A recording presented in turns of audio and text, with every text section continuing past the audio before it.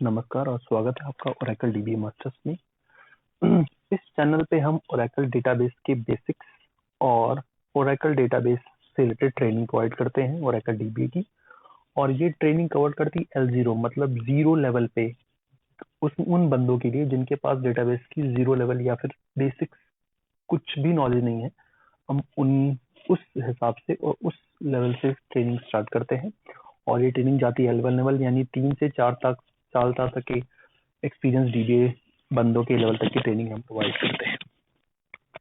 इस ट्रेनिंग में हम कवर क्या करते हैं, पूरा ओरेकल का पूरा थ्योरेटिकल पार्ट, उसका आर्किटेक्चर, प्रोसेसेस कैसे वर्क करते हैं, रैक से लेकर के इंटरव्यू की प्रिपरेशन, मतलब कि क्या नॉर्मल क्वेश्चंस एक्सपेक्टेड हैं as an Oracle DB L1 level के, क्या एक्सपेक्टेड क्वेश्चंस हैं इंटरव्यू में आप जब से पूछे जाएंगे और उनका आंसर। इसके अलावा हम हैंड्स ऑन प्रैक्टिस पूरी प्रोवाइड कराएंगे आपको।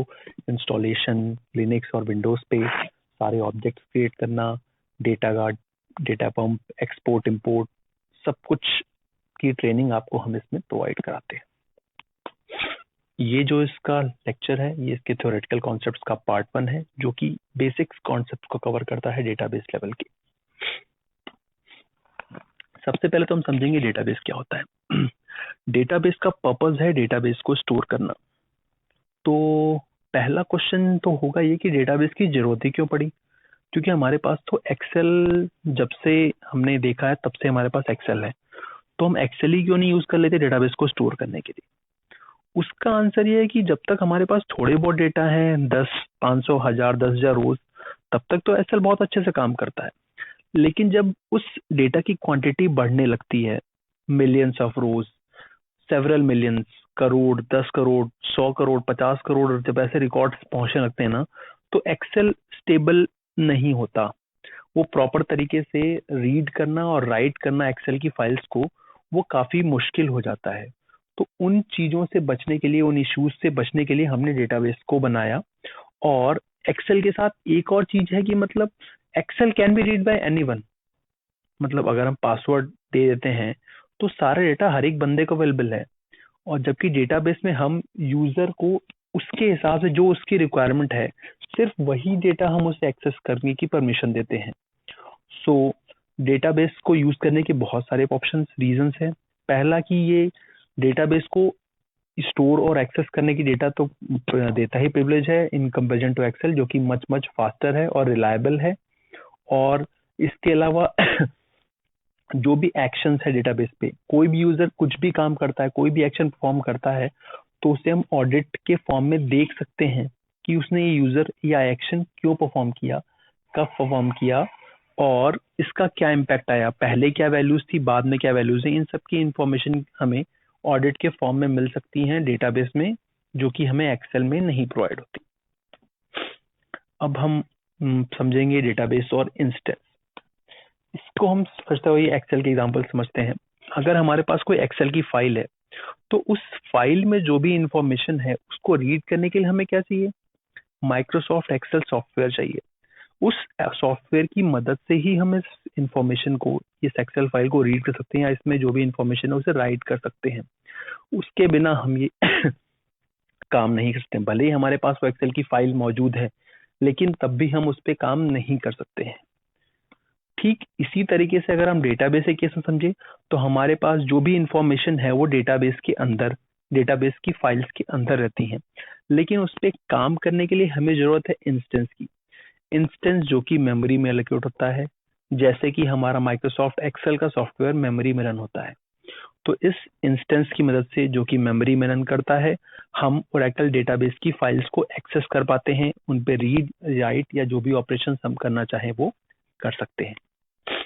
अब इंस्टेंस की डिटेल, पहला की जैसे आपको बता रखा है, इंस्टेंस मेमोरी में एलोकेट होता है। इंस्टेंस की मदद से हम डेटाबेस को एक्सेस करते हैं। Instance is used to access database, consist of memory structures and background processor. Instance किस चीज से बना होता है, मेमोरी स्ट्रक्चर्स जो कि रैम में होते हैं, रैम में कुछ पर्टिकुलर स्ट्रक्चर्स होते हैं जिनका नाम हम आगे देखेंगे, और बैकग्राउंड प्रोसेसर। और एक इंस्टेंस से हम सिर्फ और सिर्फ एक डेटाबेस को ही एक्सेस कर सकते हैं। और इंस्टेंस के अंदर क्या क्या होता है, एसजीए, पीजीए, जिन्हें हम कॉमन टर्म में मेमोरी स्ट्रक्चर्स बोलते हैं, और उसके अलावा बैकग्राउंड प्रोसेसेस। अब इन इंस्टेंस के स्ट्रक्चर जो कि एसजी होता है, इसे हम डिटेल में देखते हैं। तो इंस्टेंस के अंदर होता है एसजीए और पीजीए। एसजीए के कंपोनेंट्स होते हैं शेयर्ड पूल, जिससे कि और ब्रेक किया जाता है लाइब्रेरी कैशे और डेटा डिक्शनरी कैशे।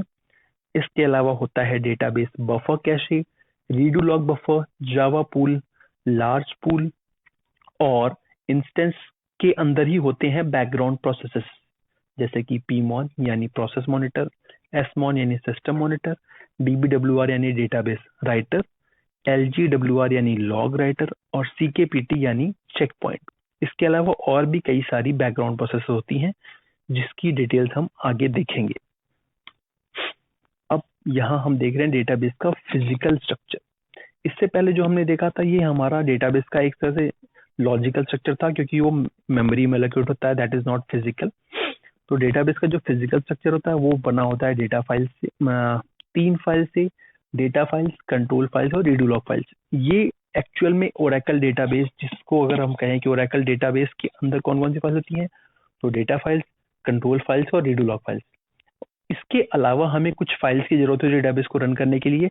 एक फाइल है उसमें से पैरामीटर फाइल, जो कि पैरामीटर्स की इंफॉर्मेशन रखती है। जब भी डेटाबेस या इंस्टेंस स्टार्ट होता है तो उन जो पैरामीटर्स यानी एसजे का साइज हो गया, number of database writer, number of log writer processes जो कि रन करेंगी, कंट्रोल फाइल्स की लोकेशन, इन सब की इंफॉर्मेशन हमें मिलती है पैरामीटर फाइल से। पासवर्ड फाइल स्टोर करती है password of the administrative users. Archive log files के अंदर जो डेटाबेस के अंदर रीडू लॉग फाइल्स होती हैं, उनके इंफॉर्मेशन को हम स्टोर करते हैं डेटाबेस के बाहर। ये क्यों स्टोर करते हैं ये हम आगे चल के और डिटेल में देखेंगे। फिलहाल ये लेक्चर अभी यहीं खत्म करते हैं। Thank you for watching. और डिटेल्स के लिए हम आगे लेक्चर्स में कंटिन्यू करेंगे।